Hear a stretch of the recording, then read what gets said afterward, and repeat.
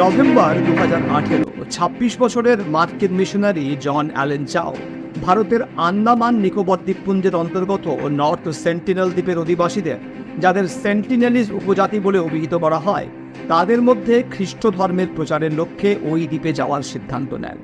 এর অনেক আগে থেকেই ভারত সরকার এই দ্বীপে যাওয়ার ব্যাপারে নিষেধাজ্ঞা জারি করে রেখেছিল।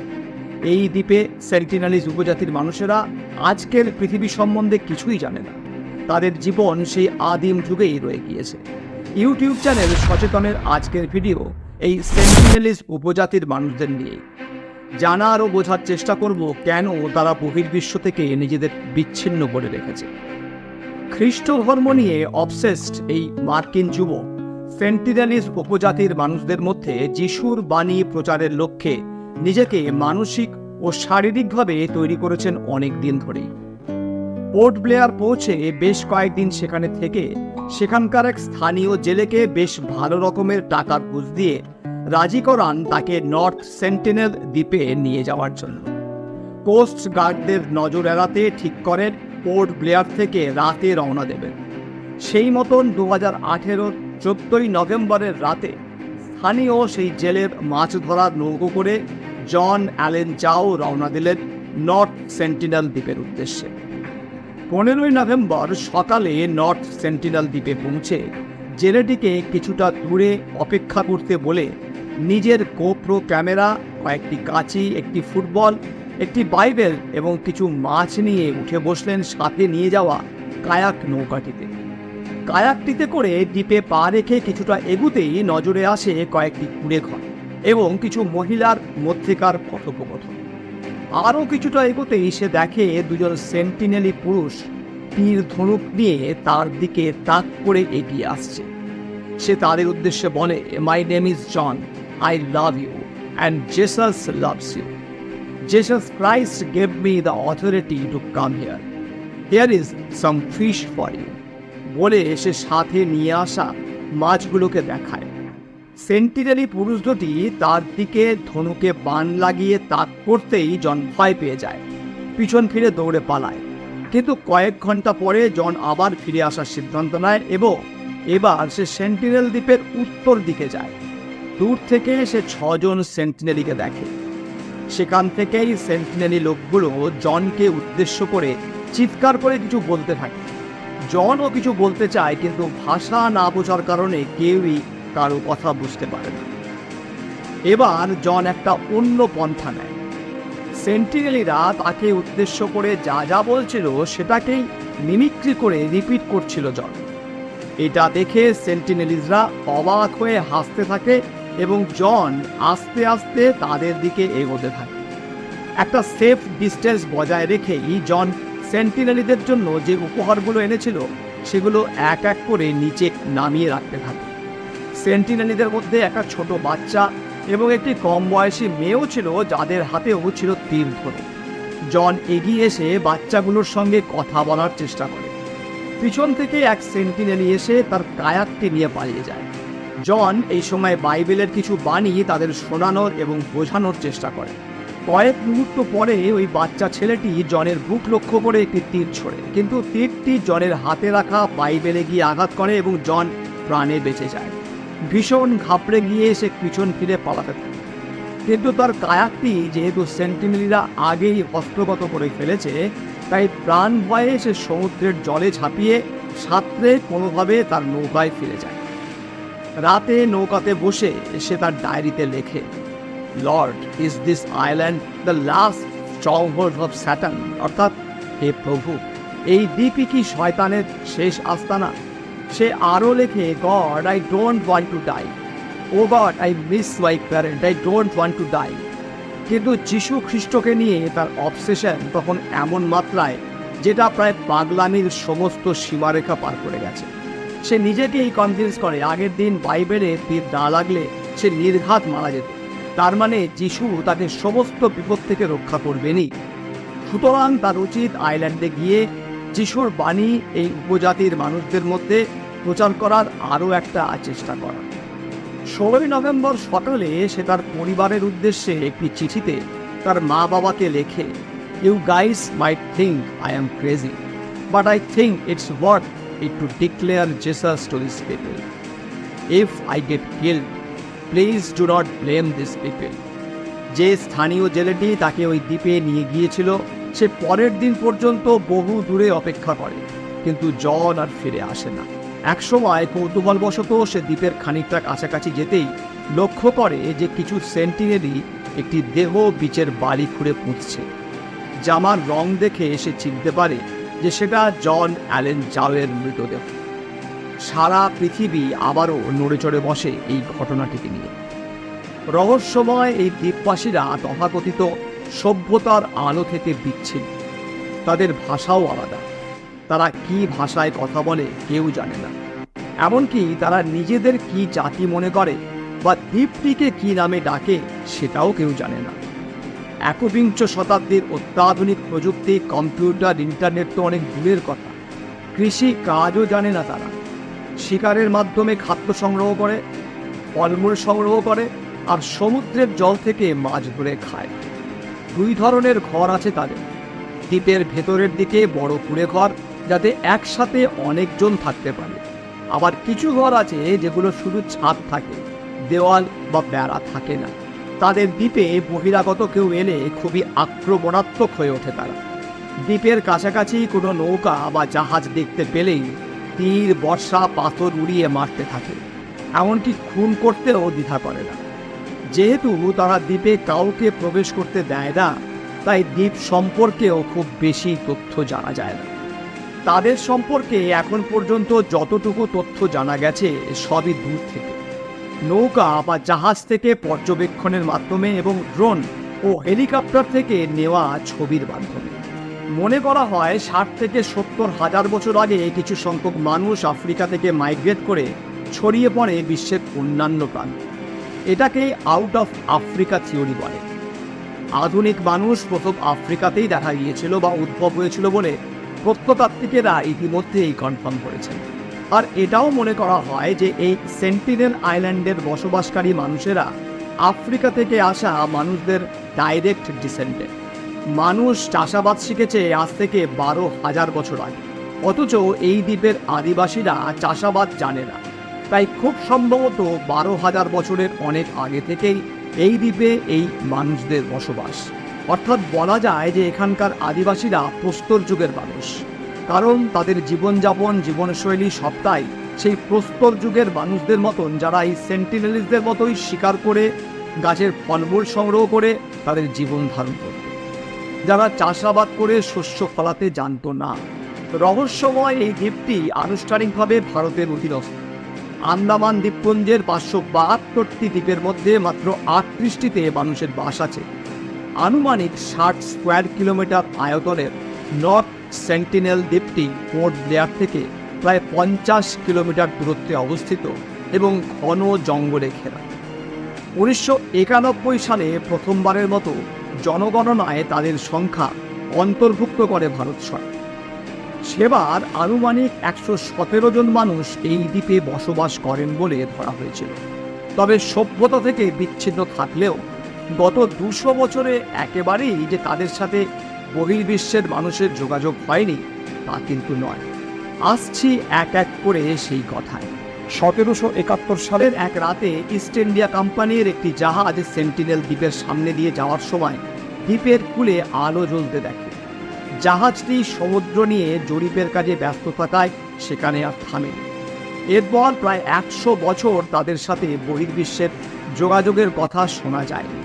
1867 সালের গ্রীষ্মের একদিনে নিনেবাহ নামের এক ভারতীয় বাণিজ্য জাহাজ ঝড়ের কবলে পড়ে নর্থ সেন্টিনেল দ্বীপের কাছে। জাহাজের 86 জন যাত্রী, 20 জন ক্রু সদস্য তখন সাঁতার দিয়ে দ্বীপে গিয়ে আশ্রয় নেয়। তারা সেখানে 3 দিন অবস্থান করে। শুরুতে সেন্টিনেলিরা তাদের সামনে না এলেও তৃতীয় দিনের দিন এসে তীর ধনুক নিয়ে আক্রমণ করা শুরু করে। প্রত্যক্ষদর্শীদের ভাষ্য অনুযায়ী তারা ছিল সম্পূর্ণ নগ্ন, নাকে ছিল লাল রং মাখানো, তীরের মাথা ছিল লোহার। জাহাজবাসীরাও ছেড়ে কথা বলেন, তারাও লাঠি আর পাথর দিয়ে আদিবাসীদের উপর চড়াও হয়। শেষ পর্যন্ত ব্রিটিশ রয়্যাল নেভির একটি জাহাজ এসে নিনেবাহ জাহাজের যাত্রী ও ক্রুদের রক্ষা করে। এগুলো অবশ্য শুধুমাত্র নিনেবাহ জাহাজের বেঁচে ফেরাদের পক্ষের কথা। তারা দ্বীপে প্রবেশ করে সীমা লঙ্ঘনের মতো কোনো কাজ করেছিল কিনা সেগুলো কখনো জানা যায়নি, জানা যাবেও না। 1880 সালে ব্রিটিশ রয়্যাল নেভির তরুণ officer Maurice Vidal Portman Andaman ও নিকোবর কলোনির দায়িত্ব নিয়ে নর্থ সেন্টিনেল দ্বীপের অভিযানে যান। তার সাথে ছিল ব্রিটিশ নৌবাহিনীর অফিসারদের বিশাল বহর। বৃহত্তর আন্দামান দ্বীপের বন্দি শিবিরের বিভিন্ন আসামি আর স্থানীয় আন্দামানীয় কিছু লোক, যাতে করে সেন্টিনেলিসদের সাথে বার্তালাপ সম্ভব। তারা গিয়ে দেখেন সেখানে জনমানব শূন্য এক গ্রাম। বহিরাগতদের দেখে সেন্টিনেলিরা হয়তো দ্বীপের আরও ভিতরে গিয়ে লুকিয়েছিল। সম্ভবত এক দম্পতি ও 4 শিশু গ্রামবাসীদের থেকে পেছনে পড়ে গিয়েছিল। পোর্টম্যানের অভিযাত্রী দল এই দম্পতি আর শিশু 4টিকে আটকে ফেলে এবং পোর্ট ব্লেয়ারে নিয়ে যায়।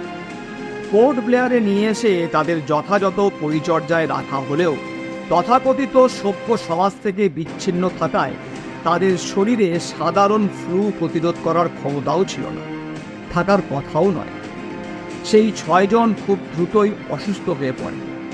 দম্পতি মারা যাওয়ায় পোর্টম্যান বাকি 4 শিশুকে কিছু উপহার দিয়ে দ্বীপে রেখে চলে আসেন। 4 শিশুর কি হয়েছিল তা জানা যায়নি। তারা গ্রামে গিয়ে রোগ ছড়িয়ে দিয়েছিল কিনা আর তাতে আরও কেউ মারা গিয়েছিল কিনা তাও জানা যায়নি। তবে তা হওয়ার সম্ভাবনা ছিল প্রবল। আর যদি তা হয়েই থাকে তাহলে সেন্টিনেলিরা কেন এখনও দ্বীপে বহিরাগতদের ঢুকতে দেয় না সেটা অনুমান করা কঠিন কিছু নয়। 1896 সালে আন্দামান দ্বীপের জেল থেকে এক আসামি পালিয়ে সেখানে যায়। উপনিবেশীয় এক সার্চ পার্টি কিছুদিন পর তীরে বিদ্ধ গলাকাটা সেই আসামির লাশ খুঁজে পায় সমুদ্রের জলে। ভারত স্বাধীন হওয়ার পর 1967 সালে সরকারের পক্ষ থেকে অ্যানথ্রোপোলজিস্ট ত্রিলোকনাথ পণ্ডিত একটি 20 সদস্যের দল নিয়ে সেই দ্বীপে যান। তারাও সেখানে গিয়ে পোর্টম্যানের মতো খালি গ্রাম দেখতে পান। সেন্টিনেলিসরা এত দ্রুত পালিয়ে গিয়েছিল যে তাদের বাড়ির সামনে তখনও আগুন জ্বলছিল। পণ্ডিত আর তার দল তখন সেন্টিনেলিসদের জন্য কিছু উপহার রেখে যায়। এগুলোর মধ্যে ছিল কাপড়, চকলেট, প্লাস্টিকের বালতি ইত্যাদি। অন্যদিকে পণ্ডিতের দলের সাথে থাকা ভারতীয় নৌবাহিনীর অফিসার আর পুলিশ সদস্যরা সেন্টিনেলিসদের তীর-ধনুক আর কিছু ব্যবহার্য জিনিস চুরি করে নিয়ে এসেছিল। সেন্টিনেলিসরা হয়তো সেটাও পছন্দ করেনি। 1974 সালে ত্রিলোকনাথ পণ্ডিত ফিল্ম ডিভিশনের সদস্য এবং সামরিক বিভাগের কর্মীদের নিয়ে আবার ওই দ্বীপে যান। সাথে উপহার হিসাবে নিয়ে যান নারকেল ও অন্যান্য খাবার। সেবার তারা একটি মৃত শুয়োর আর পুতুল উপহার হিসেবে নিয়ে যান এবং তীরে রেখে দিয়ে দূর থেকে পর্যবেক্ষণ করতে থাকেন সেন্টিনেলিসদের প্রতিক্রিয়া। তারা অবাক হয়ে দেখেন যে সেন্টিনেলিরা মৃত শুয়োরটিকে আবারও তীরবিদ্ধ করে মাটিতে পুঁতে ফেলছে এবং পুতুলটিও একই সাথে পুঁতে ফেলছে। সেই প্রথম সেন্টিনেলিসদের ক্যামেরা বন্দি করা সম্ভব হয়। কিন্তু কিছু পরেই সেন্টিনেলিরা জঙ্গল থেকে বেরিয়ে আসে এবং তীর ছুটতে থাকে। একটি তীরে জখম হন ফিল্মের ডাইরেক্টর প্রেম বাইপিয়া। এরপরেও পণ্ডিত তার সহকর্মীদের নিয়ে বারবার সেন্টিনেলিসদের সাথে যোগাযোগের চেষ্টা অব্যাহত রাখেন। এরই মাঝে 1974 সালে ন্যাশনাল জিওগ্রাফির একটি দল ডকুমেন্টারির ভিডিও বানানোর সময় সেন্টিনেলিসদের আক্রমণের শিকার হন। 1981 সালে প্রিমরোজ নামের পানামার এক কার্গো জাহাজ সেন্টিনেল দ্বীপের কাছে প্রবালে আটকে যায়। জাহাজের 28 জন ক্রু তখন সেন্টিনেলিসদের আক্রমণের শিকার হয়। তারা জাহাজ ভাঙা শুরু করে এবং ধাতব অংশগুলো নিয়ে যায়, সম্ভবত অস্ত্র বানানোর জন্য। জাহাজের ক্রুদের বিপদ থেকে রক্ষা করার জন্য দ্রুত হেলিকপ্টার চলে আসে। এরপরেই হয় সেই ঐতিহাসিক ঘটনা যা এখনো পর্যন্ত সেন্টিনেলিসদের সাথে যোগাযোগ বা বন্ধুত্ব স্থাপনের ক্ষেত্রে এক মাইল ফলক। সেটা ছিল 1991 সালের 23 জানুয়ারি। রাতে এমভি তারমুগলি জাহাজে করে নর্থ সেন্টিনেল দ্বীপের উদ্দেশ্যে রওনা হলেন আন্দামান ও নিকোবর প্রশাসনের উপজাতি কল্যাণ বিভাগের অধিকর্তা এস আওরাদি। ডাক্তার অরুণ মল্লিক, সাধারণ পোশাকে 10 নিরাপত্তারক্ষী এবং আর্কিওলজিস্ট ও অ্যানথ্রোপোলজিস্ট মধুবালা চট্টোপাধ্যায়। পরদিন সকাল 8টা নাগাদ প্রচুর নারকেল নিয়ে একটি সরকারি নৌকায় চেপে পুরো দলটা এগিয়ে গেল দ্বীপের দিকে। প্রথমে চোখে পড়ে কয়েকটি কুঁড়ে ঘর। খানিক পরে সমুদ্র তীরে দেখা গেল অল্প কিছু প্রায় নগ্ন মানুষকে। তাদের মধ্যে কয়েকজনের হাতে তীর্থ। সরকারি দল একটুও না ভাবলে একটা একটা করে নারকেল গড়িয়ে দিতে থাকে সেন্টিনেলিদের দিকে।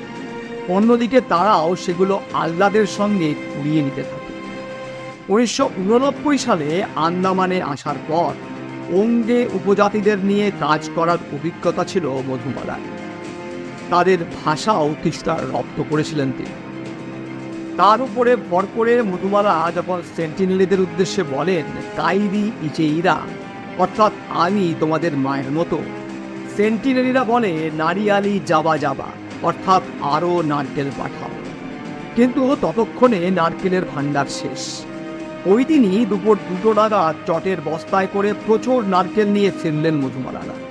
এবার নৌকার আরও কাছাকাছি এসে সেগুলি নিয়ে গেল সেন্টিনেলিরা। এই সময়েই সহসা 18-19 বছরের এক তরুণ মধুবালাকে উদ্দেশ্য করে তীর ধরক তাক করতেই তাকে ধাক্কা দিল এক মহিলা এবং তার ভাবভঙ্গি দিয়ে বুঝিয়ে দিল যে এভাবে ধনুকবাণ চালানো উচিত নয়। এরপর সরকারি দল তীরে উঠে উপজাতিদের হাতে উপহার দিল নারকেল। প্রথমবার সফল হলো এই দ্বীপে গিফট ড্রপিং অভিযান। খুব সম্ভবত সরকারি দলে এক মহিলার উপস্থিতি উপজাতিদের বিশ্বাস অর্জনে সক্ষম হয়েছিল। এতটা কাছে এর আগে কখনো তারা আসেনি।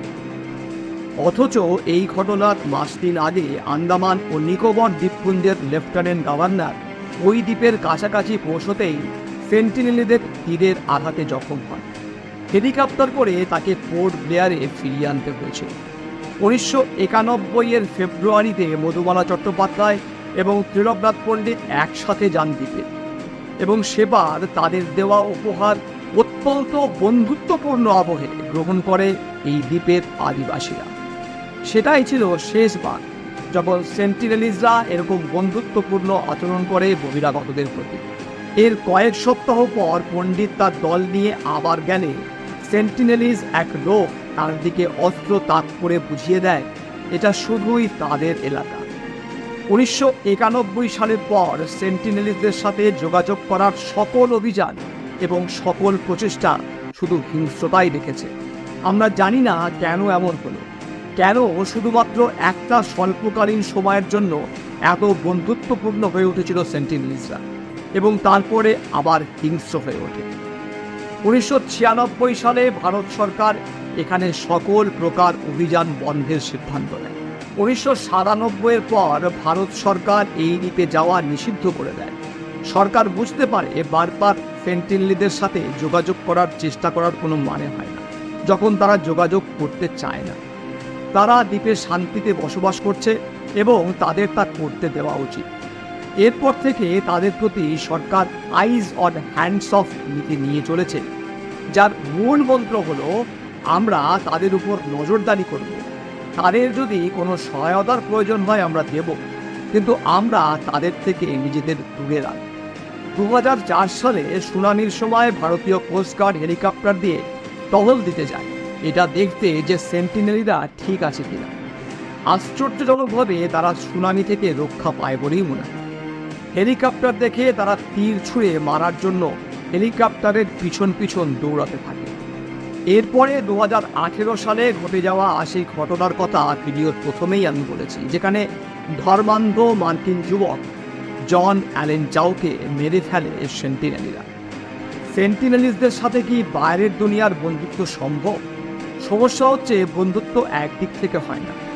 এটা স্পষ্ট যে তারা তাদের মতো থাকতে চায়, কারো সাথে বন্ধুত্ব করার ইচ্ছে তাদের নেই। তাদের বিরক্ত না করলে তারাও অন্যদের নিয়ে মাথা ঘামায় না। তাছাড়া তাদের পাশের দ্বীপগুলোতে ব্রিটিশরা কলোনি স্থাপন করার পর সেখানকার আদিবাসীরা বিলুপ্ত হয়ে গেছে। তারা এখনো টিকে আছে হয়তো বিচ্ছিন্ন থাকার কারণে। তবে এই দ্বীপ দিয়ে বহির্বিশ্বে কৌতূহলের শেষ নেই। হয়তো এখানেই লুকিয়ে আছে সেন্টিনেলিসদের আড়ালে কোনো এক গোপন সভ্যতা, যা প্রকৃতির সাথে অঙ্গাঙ্গিভাবে জড়িত, যা প্রকৃতিকে ধ্বংস নয়, রক্ষার শিক্ষা দেয়। সেন্টিনেল দ্বীপের আদিমতম মানুষদের নিয়ে আজকের এই ভিডিও যদি ভালো লেগে থাকে, তাহলে এই অজানা দ্বীপের কথা, সেখানকার মানুষদের কথা আরও মানুষকে জানাতে ভিডিওটি শেয়ার করুন। এই অনুরোধের পাশাপাশি আমার এই চ্যানেলটি সাবস্ক্রাইব করে পাশে থাকার বার্তা দেবেন, এই প্রত্যাশাও রাখছি। কমেন্ট করে জানান কেমন লাগছে আমার উপস্থাপনা এবং বিশেষ করে এই ভিডিওর কন্টেন্ট। ধন্যবাদ, ভালো থাকুন।